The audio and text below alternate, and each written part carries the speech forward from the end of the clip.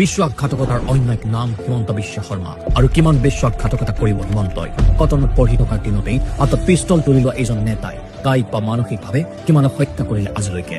কিমানজন মানুহৰ জীৱন ধ্বংসৰ মুখত এইজন খলনায়কৰ বাবে, যাৰ আশীৰ্বাদতেই গঢ় লৈ উঠিছিল হিমন্তৰ সমস্ত ৰাজনৈতিক কৰ্মজীৱন, যাৰ বাবেই এদিন ছাত্ৰ নেতাৰ পৰা গৈ অসমৰ স্বাস্থ্যমন্ত্ৰী হৈছিল সেইজন তৰুণ গগৈ দেৱকী পিছফালৰ পৰা এখন চুলিৰে খুচি থৈ যোগ দিছিল বিজেপিত গৈও সৰ্বানন্দ সোণোৱালৰ দৰে এজন হঠ নিকা মন্ত্ৰীক কূটনীতিৰে আঁতৰাই নিজেই হৈ পৰিল অসমৰ একচ্ছত্ৰিক শাসক। হিমন্তৰ দুৰ্নীতিৰ পাতক যিয়ে থিয় দিলে বাধা হৈ তাকেই চোৰাং চালনাৰে হত্যা কৰি মোকলাই লোৱাৰ পাত। নিজৰ ৰাজনৈতিক লাভালাভৰ বাবে কাকো মাৰিবলৈ কুণ্ঠাবোধ নকৰে এইজন হিটলাৰে। জুবিনৰ হত্যা এতিয়াও ৰহস্যৰ আঁৰত। অসমৰ ৰাজধানীখনো এতিয়া দিছপুৰৰ পৰা উত্তৰ গুৱাহাটীলৈ স্থানান্তৰ কৰিবলৈ আখৰা আৰম্ভ কৰিলে হিমন্তই, কিয়নো পত্নীৰ বেছিভাগ ব্যৱসায় আছে উত্তৰ গুৱাহাটীতেই।